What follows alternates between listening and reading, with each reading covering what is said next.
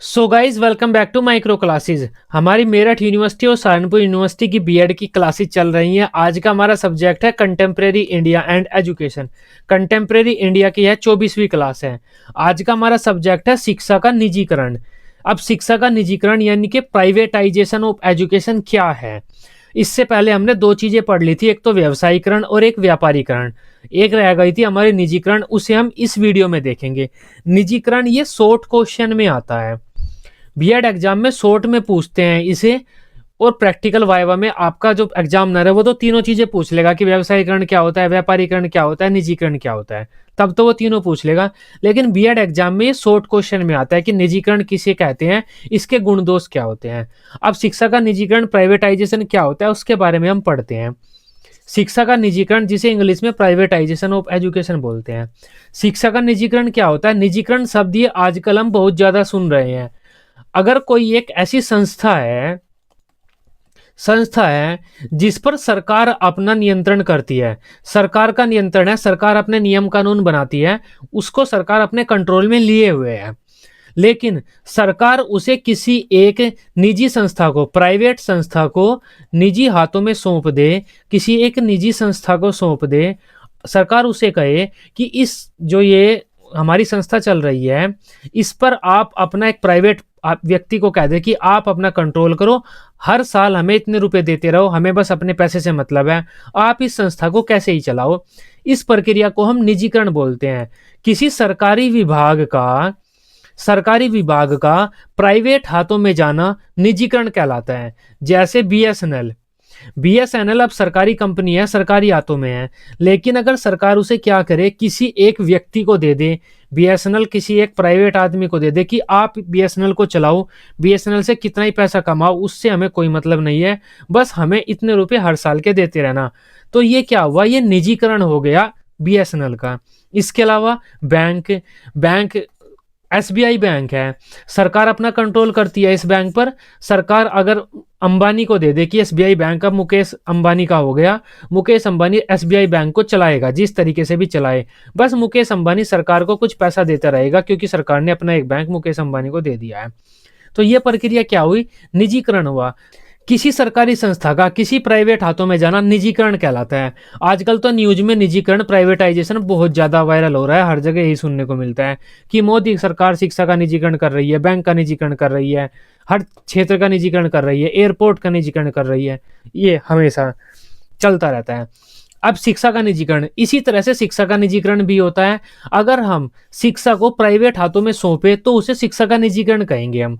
शिक्षा पर वैसे तो सरकार का पूरा कंट्रोल होना चाहिए, लेकिन सरकार क्या कर रही है, प्राइवेट वालों व्यक्तियों को कह रही है कि आप अपने स्कूल खोलो, यूनिवर्सिटी खोलो, कॉलेज खोलो, आप अपनी खुद की कोई भी फीस लो, उससे हमें कोई मतलब नहीं है, आप अपने चलाओ।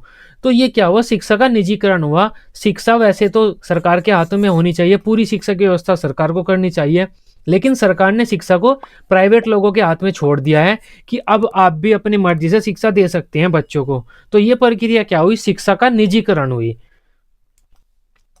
अर्थशास्त्र की भाषा में निजीकरण से तात्पर्य एक ऐसी प्रक्रिया से है जिसमें सरकार द्वारा संचालित संस्थाओं अथवा सार्वजनिक संस्थाओं को निजी हाथों में प्रबंधन हेतु स्थानांतरित कर दिया जाता है। सार्वजनिक संस्थाएं ऐसी संस्थाएं होती हैं जो सरकार की होती हैं, सब लोगों के लिए होती हैं, या फिर सरकार के द्वारा संचालित संस्थाएं। अर्थशास्त्र की भाषा में निजीकरण का क्या मतलब होता है, सरकार की जो संस्थाएं हैं जो सब लोगों के लिए होती हैं, उनको संचालन करने के लिए सरकार अगर निजी हाथों में दे दे तो उस प्रक्रिया को हम निजीकरण कहते हैं। मैं आपको पहले ही बता चुका हूं। एनएस अग्रवाल ने निजीकरण को किस प्रकार से परिभाषित किया है।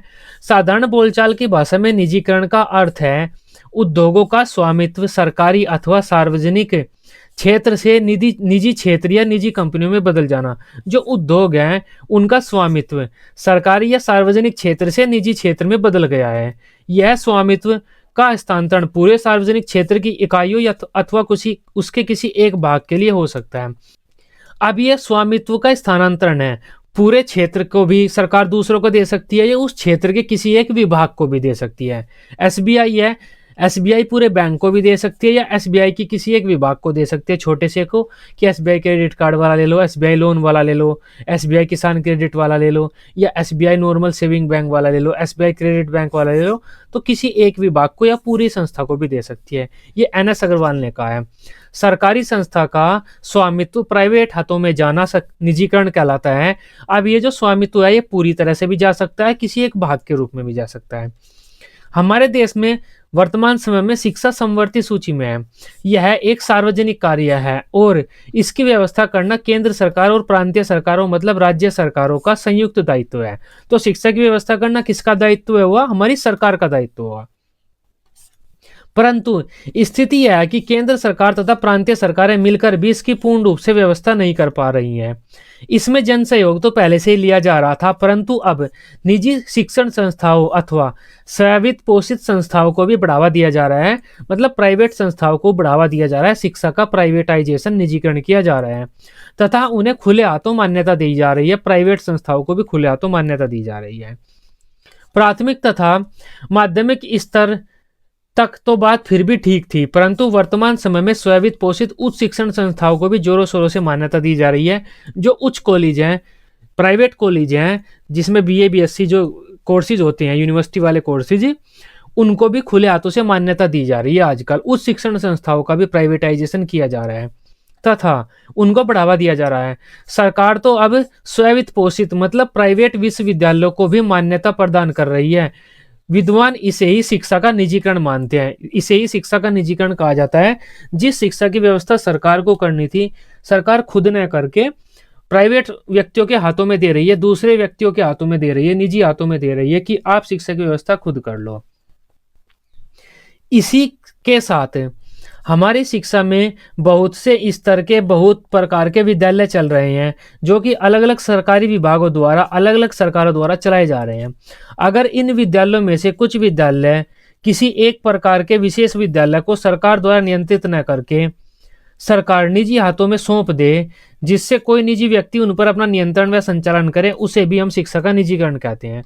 वर्तमान समय में शिक्षा के निजीकरण के कुछ दोष या फिर कुछ लाभ उभर कर आए हैं। तो शिक्षा का निजीकरण क्या हुआ? प्राइवेट स्कूल देना, शिक्षा को प्राइवेट हाथों में देना।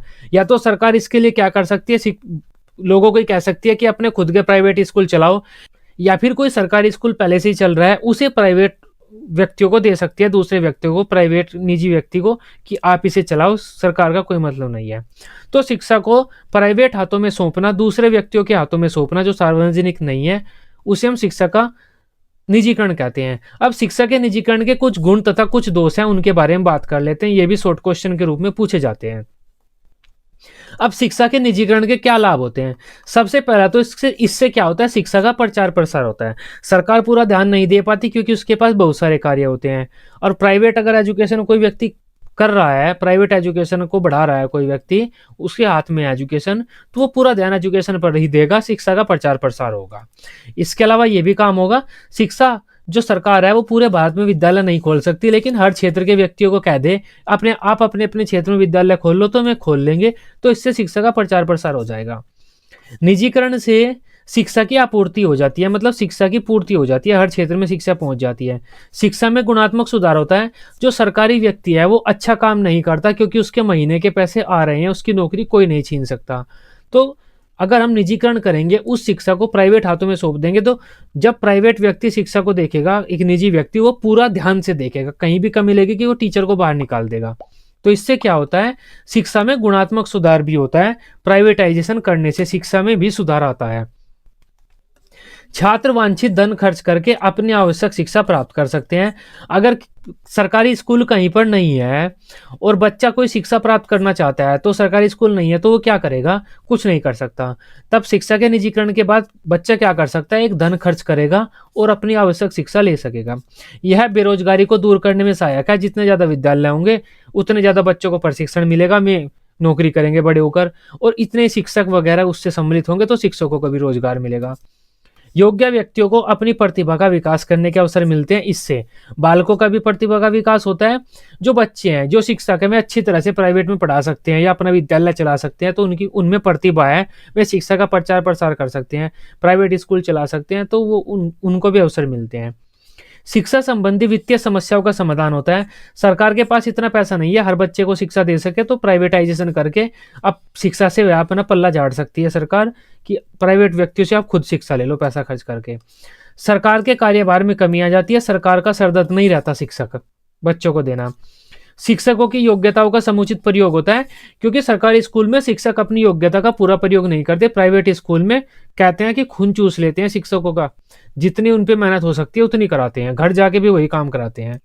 भ्रष्टाचार समाप्त हो जाता है। सरकार में एक और भी कहावत है कि सरकारी संस्थाएं भ्रष्टाचार से युक्त होती हैं, उनमें भ्रष्टाचार काफी देखने को मिलता है, लेकिन प्राइवेट संस्थाएं वहां पर भ्रष्टाचार नहीं होता, क्योंकि उनका डंडा टाइट रहता है। जो उनका लीडर है, बॉस है, वो पूरा ध्यान रखता है। इस वजह से भ्रष्टाचार को भी समाप्त किया जा सकता है शिक्षा के निजीकरण करने से। अब दोष देख लेते हैं शिक्षा के निजीकरण के क्या क्या दोष हैं। सबसे पहला तो यही है कि सरकार का अधिकार कम हो जाता है शिक्षा पर। शिक्षा सरकार के क्षेत्र में आती है, लेकिन शिक्षा पर सरकार का अधिकार कम हो जाता है। प्राइवेट स्कूल अपनी मनमानी करने लगते हैं, अपने नियम बनाने लगते हैं, अपने कानून चलाने लगते हैं।